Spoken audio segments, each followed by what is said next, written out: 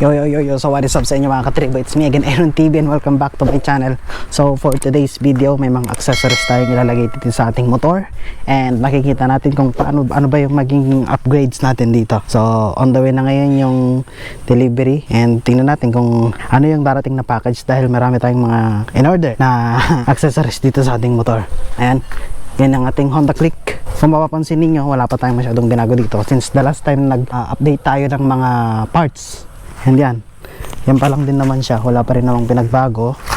Ayan, ganyan. Kung ano yung nakikita nyo pa rin nung nakaraan, ganun pa rin naman siya. So tara, tignan natin kung ano yung mga in-order nating mga accessories, kung ano yung mga darating. Tayin lang natin. Wait lang boss ha. Ingay mga asa.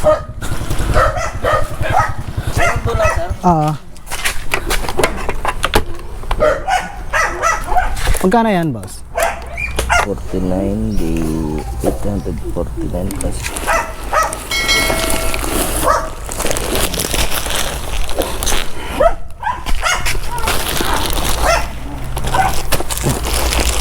Wala kang 50 dyan, sir.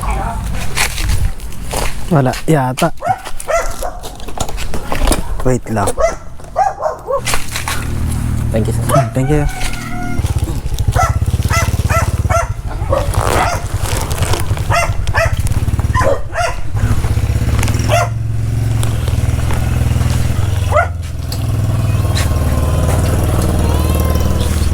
Alright, so quick unboxing tayo ng mga ilalagay nating mga accessories dito sa ating motor.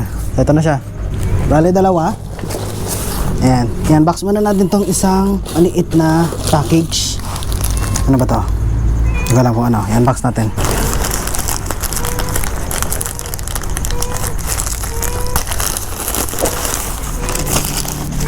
Ayan, so isang brake lever cover, tapos isang ignition key cover. Ayan, ito tingnan natin.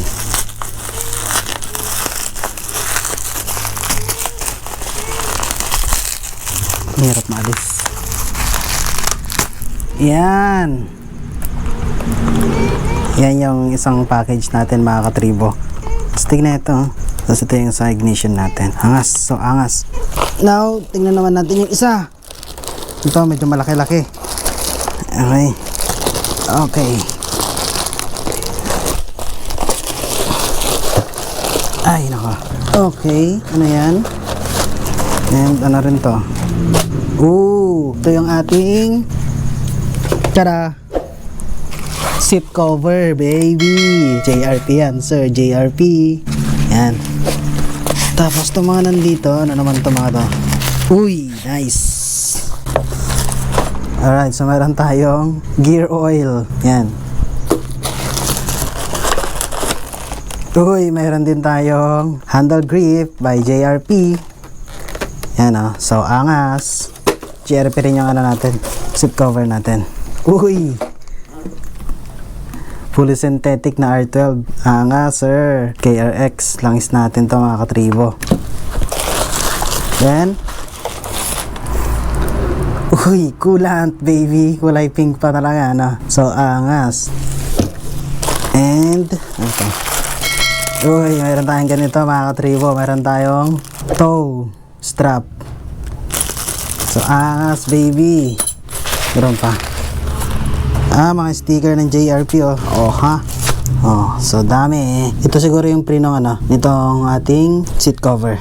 Ayan, yan yung mga ilalagay natin. Ito yung mga lalabas sa mga next vlogs natin. Ayan na lahat. Ayan lahat. Yan. So itong seat cover, ipapalagay natin dahil hindi naman natin to kayang ilagay. Pero itong mga to, kaya nating ilagay itong mga to. So yun ang gagawin natin. So watch out nyo na lang mga susunod nating mga vlogs mga katribo kung paano natin ilalagay itong mga to. One by one nating ilalagay. Okay? Ciao!